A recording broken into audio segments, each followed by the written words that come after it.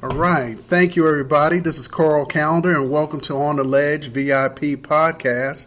I'm glad that you joined us. I just want to let you know that you can always keep up with the show, iHeartRadio, Spreaker, SoundCloud, YouTube, Spotify, Google Podcasts, and CastBox. I did say a lot. We're on so many different platforms, so you can never say you missed a show. And I'm so happy to have my man here, Mr. Willie Cartwright. Thank you, sir, for joining us today. Appreciate it. And Willie is he's one of those entrepreneurs here in Atlanta. And we're going to talk a lot about what he has going on, but definitely I want him to go ahead and start talking about and telling us a little bit about his background. What's going on, Willie? Okay, so I'm glad to be here, and I appreciate you having me. A little bit about my background, who I am. I've been an entrepreneur for the last 12 years, and all of my income, my wife and I, has been derived from our entrepreneurial skills since 2008. But even prior to that, I was a financial advisor. So I was commissioned, salaried, part this and that. And I say that to say that I haven't sat at a desk in a corporate setting and worked 40 hours a week and received a check for that work since 1998. 1998. Since 1998. Okay. So, but just a little bit about me. I was born in Birmingham, Alabama. Okay. Born in Huntsville, Alabama. I'm sorry. You a Tide fan or you Auburn? I'm one of the few people that you're going to meet from the state that don't have an allegiance to either. Okay. Even though I am a big football fan, I was born in Huntsville, raised in Birmingham. If you hold a gun in my hand and say pull for somebody, it'll be Alabama. But I went to Alabama A&M. There we go. That's about to say. That's Huntsville. Huntsville. Okay. Just outside of Normal, but just outside of Huntsville. Okay. So I got my undergrad degree, a BS degree in finance from Alabama A&M. Okay. Proud of my school, love my school. And after college, I moved to Chattanooga, Tennessee for a couple of years, and I worked. My first job out of college was that of a claims adjuster. Okay. I did that for about 6 years. After being a claims adjuster, I just decided, hey, I want to do something that I can control my income, that was a little more related to my degree. Again, I had a degree in finance. Okay. So I started, I got licensed and became a financial advisor, actually a registered investment advisor. Okay. So I was licensed. I had security license back then, 6, 63, 7, 24. Not a 7, but a 24. So you almost had the full gamut. I had about 6, 7 licenses, yeah. Wow, okay. That's absolutely. Okay. So I did that for 12 years. Mm-hmm. I left, my last job was managing agents. Okay. And I left that job, I call it my corporate emancipation. Okay, all right. November, you got your papers? Yeah, November 14, 2009. Right. My wife and I started our first e-commerce business in 2008. My wife was a registered nurse. She was a hospice nurse, and we started an e-commerce business in 2008. It took off, it blew up, and it's still going now. So it does. It has been doing very well. It still does extremely well. To go back a little bit, kind of about me, the person. Again, I was raised in Birmingham, Alabama. Single parent. My mother raised my sister and I. I had a stepfather in my life for a while. We didn't get along at all. He was abusive. Wow. In almost every way imaginable. Okay. We grew up poor, really poor. There was times we came home, turned the light on, no lights. There was times we didn't have heat in the house, that sort of thing. Been there? So I knew early on that I wanted to have a different life, and I knew in order for that life to be different, I had to do some things differently. I had to kind of almost forget everything that I saw around me growing up. Right. But I also knew that college was my ticket out. So when I went to Alabama A&M, it was very beneficial to me. Okay. Since then, I went to law school for a year. It didn't really work out. Okay. So I was about to. Okay. So you went to law school. Yeah. Now, what was it about law school that you said, "Let me try this"? Well, I had always wanted to be an attorney. So when I was about 6 years old, my mother, she came to me. She said, "Well, Willie, what is it you want to be?" And I said, "Well, I want to be a football player." So she looked at me. She said, "Okay, that's plan B. What's plan A?" Okay. So I went back and thought about it. I said, "Okay." A law. I didn't really know what it was, but I said, okay, I want to be a lawyer. Right. But then as I learned more about becoming an attorney, I realized that I really wanted to be an attorney. So that was kind of my dream. That was my dream in life, is to be an attorney. And I was fortunate enough to do well enough on the LSAT. I applied to, I think, 5 schools and got accepted to 3. I think one of the mistakes I made was going to law school back home. So I ended up going to law school in Birmingham. Okay. I was, it was all on me. I was very immature. I wasn't quite ready for the rigors of law school. And to be quite honestly, quite frank, there were some things in my academic background that precluded me from being a really good law student at the time. Okay. Well, so you want to elaborate on well, that? yeah, absolutely. Yeah. I'm a very candid person. So Okay. I wasn't a good writer. Law school is about, not only is it about writing, it is also about being analytical. Mm-hmm. So my degree was in finance. So in finance is like, is one answer. The answer is B. So when I got to law school and I would take a test, they would say, well, Ms. Cartwright, here's your test results. You made a C+. I said, but the answer is first-degree murder. They said, yeah, you're right about that. But you need to tell us why it's not second-degree murder, why it's not negligent homicide, why it's not all these other things. So it required you to be an analytical thinker. Right. And I wasn't prepared for that, especially the first semester or whatever. But also, I wasn't a good writer. Okay. And back then, this is 25 years ago almost. Ooh. Yeah. Ooh, so this is 1995. It's 1995. Yeah, 1995. So, but it was a good experience. Right. It made me stronger because when I got kicked out and I saw my dreams, what I thought were my dreams, just up in smoke. It took me a while to recover, but I vowed at that point that I would never fail at anything else, and I would do everything I could to be successful. So because I didn't take the necessary steps in law school to be successful, it was all on me. Right. Okay. I went on a few years later and earned a master's degree. Okay. Master's in. I have an executive MBA. Executive MBA. Executive okay. MBA. Okay. And so that helped me a lot when my wife and I started our business because I knew a lot of the financials. Even though we have a CPA, I still understood a lot of the financial stuff, a lot of the business stuff. I had a background in it, so that helped me a lot with that. So you have to have a love to be in finances. I'm gonna let you know that because it's almost like being in law school. Yeah. You have to love being a lawyer. It's like being a doctor. Yeah. There's really no in between in doing that. I think I like numbers. Mm-hmm. I'm not great at math, but math is not necessarily finance. And some people think the two are kind of one and the same, but it's not. There is obviously some math in finance, but finance is equations, but you can plug it into a computer. It's understanding economics, it's understanding the markets, it's understanding, and I love that part of it. I love understanding the markets. I love investing. I love numbers. I like money. Most entrepreneurs do. Yeah, we do. Most people do. Yeah. We want to make our own money. So from that standpoint, I've always, and the one thing I said when I got my finance degree, I said, at the end of the day, if I don't help make other people rich, which is one of the reasons why I got into being a financial advisor, I would at least know enough.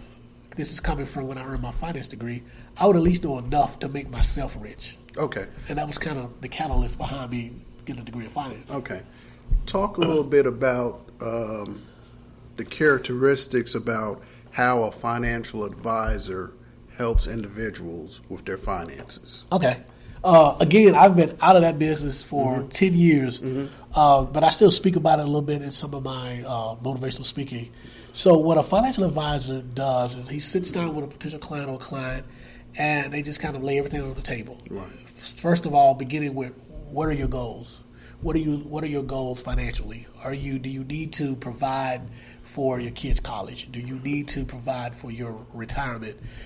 Short-term income, life insurance is also part of it. Right. Health insurance is part of it. So I did a lot of life insurance, health insurance, disability insurance. But we also did we did investing, retirement plans, 401k, 457, 403bs, SEPs.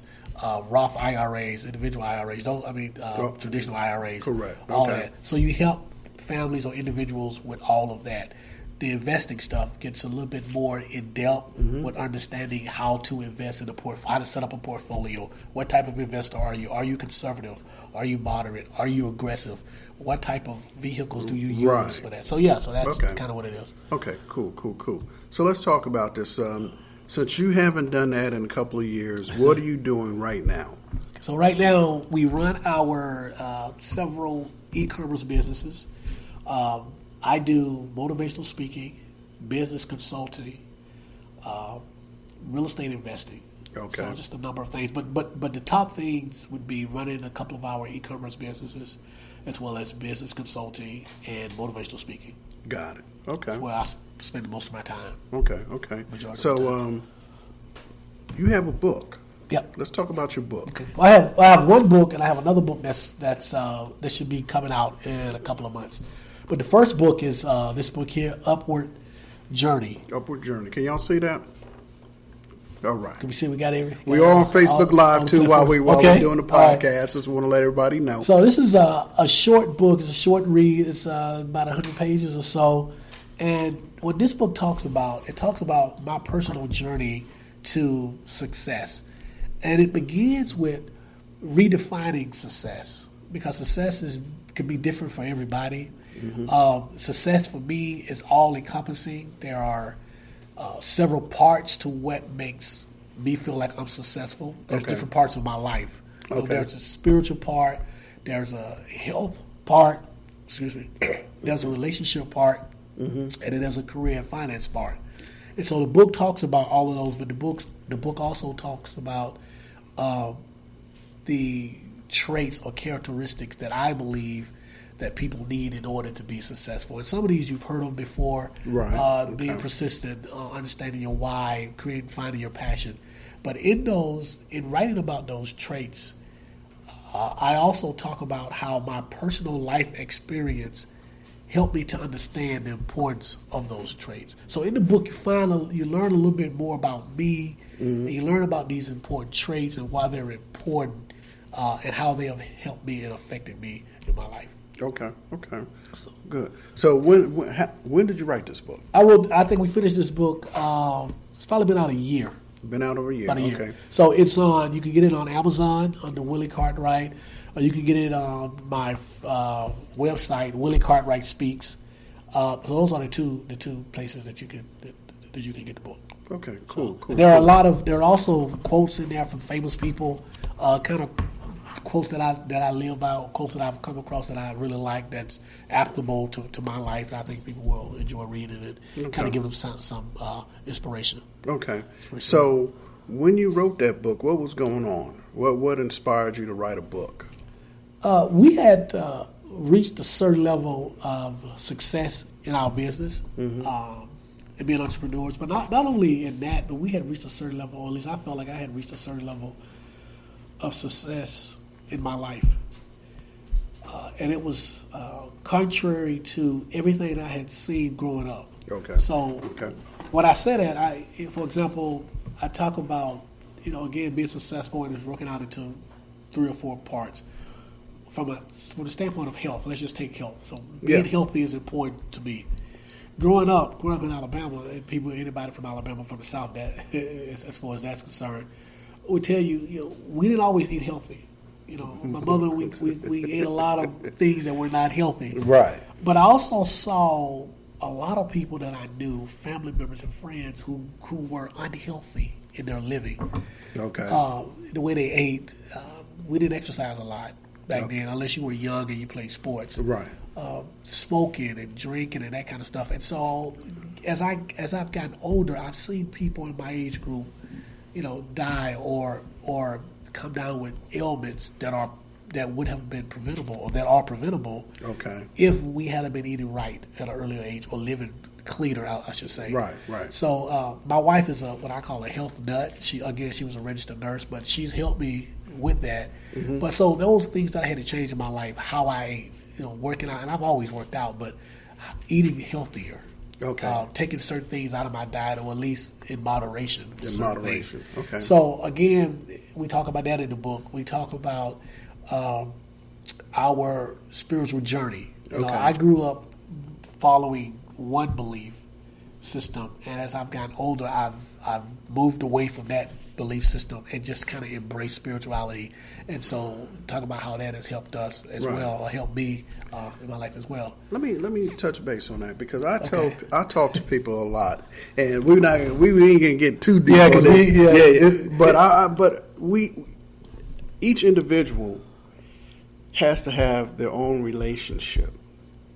Okay, as far as spirituality, Yeah. and I agree with you on that because I've went through that transformation myself. Yeah. So I agree with you on that. But we ain't gonna get too deep on that. That might be another show. Yeah, that'd be another show because we can go forever. Ever on that one. Yeah. But go ahead. Yeah, that's it. If anybody who follows me on Facebook, they know pretty much, my be what you want it to be. Everything's not gonna fit you. You might not even agree with everything, but at least be open enough to at least hear it. And that's what a lot of times what we don't do. So as I was saying, when I left organized religion, it gave me the ability and the freedom, I should say, to be able to have conversations with people that were completely different from me. Not just in religious belief, but their life experiences, where they came from, what they believe, what they don't believe. Some of the stuff I agree, some of the stuff I don't. Some of the stuff, but all of it is interesting. Right. All of it is interesting, whether you agree with it or not. Just realize and understand that your belief system comes from your environment and your family. That's a very small part of a much larger planet, 7 billion people. So I embrace learning. I love learning and conversation with people that are different than I am, probably more than anything else. I love it. That's deep. Yeah. So and I'm finding out that everything that you just told me you did that works for you. You didn't have to tell me anything that works for everybody else. I follow what everybody else is doing. No. Listening to slow music while you're working out. Yeah. Never heard that before. Yeah. But that's for you. Yeah, that's works for me. So and this is something. I would do this about myself, but I tell you, if you ask me the top 3 things that I fell in love with my wife about, that's one of them. My wife moves to the beat of her own drum. Right. I tease all the time. I say, you're just so different and so eclectic. She listens to every type of music under the sun. She's a music fanatic. She listens to every type of music under the sun. She teases me because I only listen to 90s music. Okay. So I listen to 90s. So 90s. So what about the 70s? Some 70s, little 70s, some 80s, but mostly 90s. Okay. So my wife will listen to everything. Okay. Stuff that I've never even heard of before. And she loves it. But that's just part of her personality. Okay. My wife had, because we are into hair products, that's one of our businesses. She rocked a mohawk for a while. Okay. She cut all her hair off and had a mohawk. She's had bald head, she's had blue hair, she's had pink hair, she's had yellow hair, she's had gold hair, you name it. She's different color. Right now I think her hair is like a grayish blue. Okay. Yeah. But that's her personality. That's her personality. That's who she is. And that made me fall in love with her because she's so different than almost anybody that I know. And I love that uniqueness about her. That's appealing to me, that's sexy to me. And so our relationship is a product of that. I mean, people see us and like, you guys are so different. But at the end of the day, we're extremely happy, we're extremely at peace, and we love each other more than, that's it. And so that's part of, I think part of that's part of our spirituality too. We practice meditation together. We do meditation. I do some yoga, she does some yoga. She's deeper into the meditation than I am. I've been probably doing meditation for about 3-4 years now. Okay. She's really into it. I do it. Did she get you started? Or was you already? I was kind of already doing it, but she's probably pushed the envelope. Like she makes sure that there's books for us to read that's about meditation, understanding meditation. Metaphysics is something that we've got into as well. Right, it was kind of part of meditation or whatever. So she's kind of pushed that with make sure there's books that we can read. There's audio books that we listen to while we're working that talks about meditation or metaphysics or the power of the mind. That kind of stuff. So we've kind of got that together, but she's kind of she's kind of taking the lead in that. I'm more of a I want to study. I've studied religion and the effects that it has on us from a discipline standpoint. Just culturally what religious. That's kind of my thing. I think it's more of the meditation, metaphysics stuff. So, but combined, it's almost similar. It's kind of the same boat, right? But we both kind of move off each other on that. Okay. So, yeah. Okay. It was different. I mean, we're a little different. We might be a little different. Now, I'm looking at you, clean cut, always.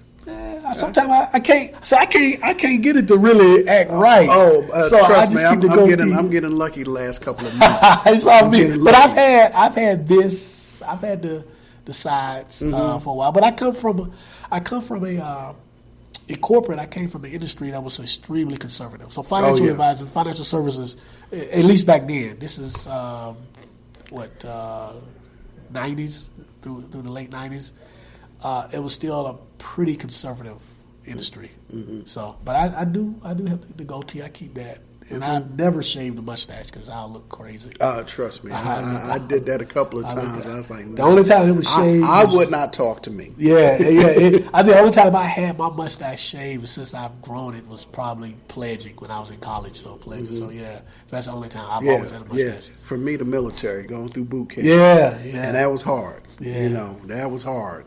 Like I said, I wouldn't even talk to myself. I was like, man, get away from me. So let's talk about, you got some rules in life that you wanted to talk about. Let's talk about that. I think the most important thing, well, I ain't going to say the most important thing, but I think one of the things I try to live by is I really believe that it's important that we embrace who we really are in life and live on our terms. And I tell the story a lot when I'm speaking to people. I remember growing up, first through the fourth grade, I was what people would call a nerd. And I really, I probably was a nerd throughout, my high school career, my childhood. But there was a friend of mine, and we would compete in spelling bees. Okay. And I grew up in the projects, at least until I was like 10 or 11 years old. So first, second, third, fourth grade, I was like, okay, it's cool. Smart, we spelling bees. I was just all into academics. Okay. But then as I got a little bit older and I started hanging out in the neighborhood with the other guys, I kind of started to dumb myself down because I wanted to be cool. Okay, we all do. We all did. And it wasn't cool to be a nerd and to be really smart. It just wasn't. Okay. Especially if you grew up in that kind of environment, kind of the hood environment. Sixth grade, I was fortunate enough, and I went to basically a kind of school for the gifted, 6th, 7th, and 8th grade. Okay. And so I met other people like me who it was about academics. But I had already made the transition into being basically a class clown. And I didn't really take full advantage of that. And then I got to high school, and it was really about, I want to be cool. I want to play football. I was 100 pounds trying to play football, because everybody was doing it. Right. But I was a big nerd. And people tell you now that knew me back then, oh, he was a big nerd. No girlfriends. I wore thick glasses. I stuttered. I had the whole package. And brother, no woman would ever talk to me in high school. And the people who grew up with me, they'll tell you the same thing.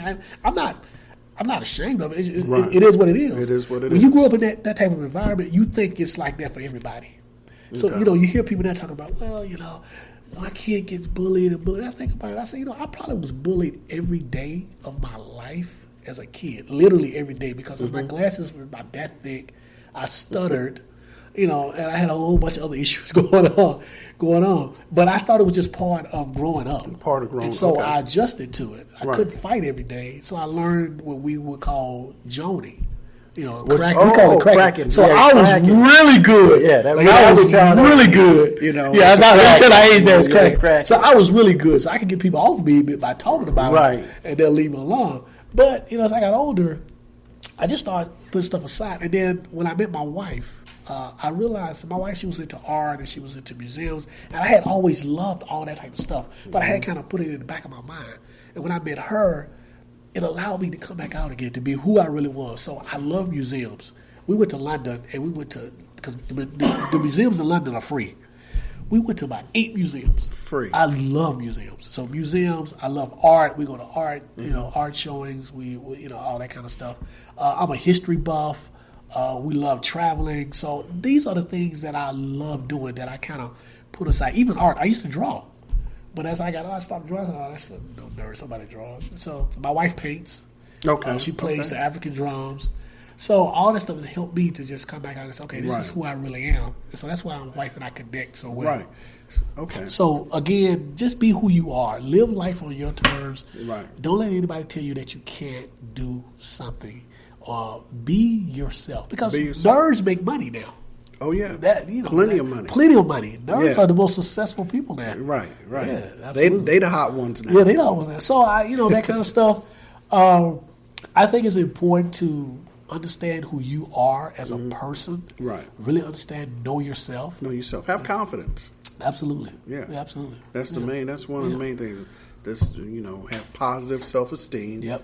And just be confident in yourself and your abilities. Yeah. Yeah. Yep. So let's talk about work-related. Okay. And I want to touch base, and I know we were talking earlier about some of the steps any individual should take before they even think about becoming an entrepreneur or business owner. Yeah.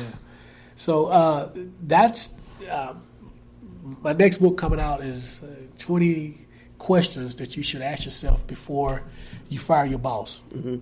And basically, the book is about, again, questions that you should ask yourself before you decide whether or not I want to become an entrepreneur. Right. First of all, being an entrepreneur is not for everyone. No, it's not.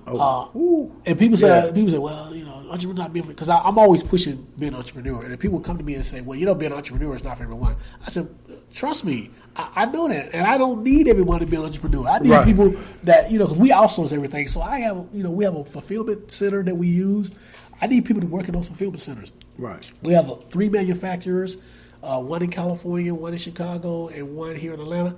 I need people that's going to work those, Right. So everybody has their roles. So everybody has those roles, excuse me. Mm-hmm. However, I believe that there are a lot more people that can become entrepreneurs, but just are afraid. Yeah. So the biggest thing, regardless of any tips that I give, the biggest reason why people are not taking a step and becoming entrepreneurs or working for themselves or living life on their terms, all this kind of in the same boat, is because of fear.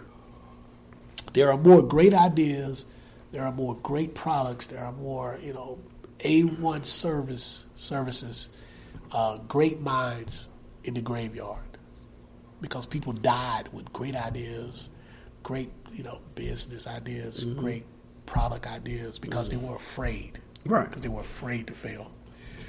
In this country, 70 to 75% of people hate their jobs.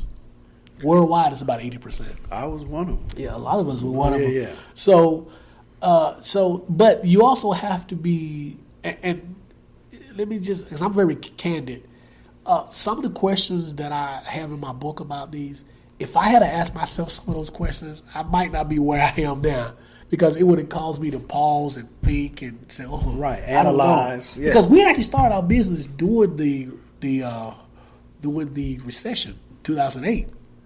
We didn't think about it, right? Because things were going, all right for us. So we didn't think, this is recession. Should we start our business?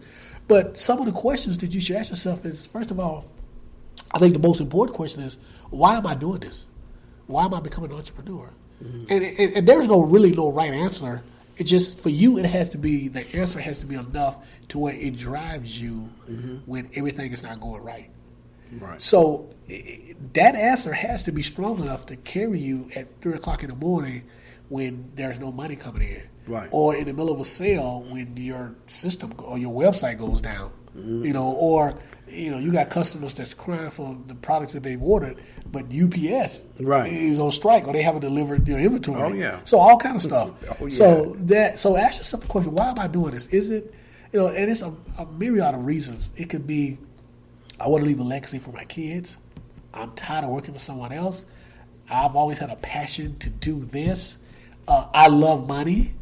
I like taking risks. Whatever it is, that why, we call it the why, that why has to be able to drive you when things don't go right. Because as a business owner, this, there are a lot of days that things don't go right. Right. Can you meet payroll? What's going to happen when you can't meet payroll? Right. So instead of quitting, that's whatever it is that's driving you, whatever it is your reason, it has to be strong enough to offset any and all of the negative things that are going to happen, or you'll quit. Right. You won't be successful. Because there's going to be good days, bad days. Yep. Good weeks, bad weeks. Yep. Bad months, good months. Bad years, good years. Good years. Absolutely, yeah. Yeah. Are you going to get back up? Yep. When you get knocked down, or are you going to lay down? Yep. And that's the first thing. Why are you doing what it is that you're doing or that you want to do? And then there's some practical stuff, because as a consultant, I like to talk to people about practical stuff. There's the whys, and there's do you have your passion and all that, and all that stuff is important. But let's talk about some of the practical stuff. How are you going to fund your business? Where's the capital coming from to start your business? Can you borrow from family or friends? I couldn't. my wife and I, we couldn't. Do you have money set aside? No. Do you, credit card? I know people who funded their business through credit cards. Do you want to do that? Do you have credit cards to do that? Business loans. I mean, there's a myriad of ways to do it. Mm-hmm. But again, here's a question that you need to ask yourself before you start that business. How am I going to fund that business? Another question I have in the book is this a business that you may want to start as a side hustle? Continue, Willie. So as I'm saying, my wife and I, we started our business while we both worked at our full-time jobs. My wife was a registered nurse, and I was a financial advisor managing agents. So we would come home in the evening times in our basement, and we would mix products, and we would do orders, and everything that was required to make the business run. And we would be up, at least my wife would be up 2, 3 o'clock in the morning, or we would be up 2 or 3 o'clock in the morning, putting orders together, and then getting up, at 6, 7 o'clock the next morning to go back to work. So we did that for about a year, and then thankfully the business took off, blew up, and then my wife left her job first in March of 2009, and then I followed in November 2009, and we've been full-time entrepreneurs since then. So that's something that for people to consider. Maybe you want to start your business while you're still working a full-time job, if you're fortunate enough to do that. So there's 18 other questions that's listed as to questions for you to ask yourself before you fire your boss and become a full-time entrepreneur. A lot of these questions, a lot of these things, I had to kind of learn on the fly. On the fly, absolutely. Called OJT. Oh yeah, absolutely. So I wanted to write a book where I could help people jump over some of those hurdles, so they won't go through the same thing that I went through and make some of the same mistakes that I made. I also use it in my business consulting business. So whenever I have a client, and initially the first meeting is free. It's just kind of a complimentary meeting. Let's talk about what are you trying to accomplish here. Right. And then once they agree to be a client, the next thing is for us to go through some of these questions, because we still try to make sure that this is really what you want to do. Right. It's like back in school, like when I was back in school, everybody wanted to be in a fraternity or sorority, but they didn't really know what it took or what it entailed to be in that fraternity or sorority. Correct. So when they started the process, some people decided, well, maybe this ain't what I wanted to do. So same thing with being an entrepreneur. It looks beautiful from the outside. Everybody think they want to do it, but once you start going through the details of it, the practical stuff of it, you realize, okay, maybe it's not quite as sexy as it looks to be. But I tell you, it's been wonderful for us. I wouldn't change a thing. We've learned so much. We've been really successful. We've created a lifestyle that we both love and enjoy, and now we're able to give back even more so to people by helping people who want to have a real legitimate business, their own business, not multi-level marketing. And we won't even get into that, but this is start your own business. Okay, something that you can leave as a legacy to your kids, or that you can, and I'll add this last part since I'm saying that. One of the other things that we talk about too in the book, the questions in the book, is start with the end in mind. What's your succession plan? So if you start with the end in mind, are you starting this business to leave it to your kids? Or are you starting it to where you're going to sell it to someone else and use that as part of your retirement? Right. Or are you just going to ride it out until it just eventually dies out? But whatever the succession plan is, let's begin with that idea in mind. Okay. So yeah, absolutely. Okay. Good. So when is your book, your second book, when is the projection of it coming out? It'll probably be mid to late fall. Okay. It'll be out of this year. So it'll be mid to late fall of this year. I'm looking forward to that book. In the meantime, we still have this book, Upward Journey. It can be you can get it on Amazon under Willie Cartwright Upward Journey, or you can get it on my website, williecartwrightspeaks.com. If you're looking to reach me to be a speaker or a consultant for you get ready to start a business, or you're in the early stages of your business, or even if you're in the business, if you started already, there are things that I can help you with as well. Contact me through Willie Cartwright Speaks or wocartwright@yahoo.com or info@williecartwright. Okay. So that's the way to reach me. Can we call you? Oh, yeah. You can call me at 404-932-0924. Okay. And I'm an old school guy, so Phone calls I'm good with. I'm good with the texts. I'm good with the emails. I'm on LinkedIn as well. Yeah, you can. Are you on Facebook too? I'm on Facebook. I'm on Facebook. I have one page is Willie Cartwright, and then I'm under an alias of another page because of all of my social commentary. I'll say so. All of my social commentary, I should say. Okay. That's I have a pretty big audience for that as well under my social commentary stuff too. Okay. What about IG? You on IG or anything? I'm on Instagram. Okay. I think it's Willie Cartwright at Willie Cartwright 1906. 1906. Willie Cartwright 1906. Okay. Well, cool. Yep. Well, I appreciate you being on the show. It has been a blessing to have you on here. It's been a blessing, and I've been looking forward to you having you on the show, and the information that you passed on today will definitely help out a lot of people. Okay. All right. Appreciate and I want to thank everybody for listening in today on the Ledge VIP. Once again, this is your host Carl Calendar. Please definitely follow us, download all that good stuff on Spreaker, iHeartRadio, SoundCloud, Spotify, Google Podcasts, and Castbox, and definitely on YouTube. Look out for us on YouTube too. All right. Thank you. Until next time, y'all have a great day.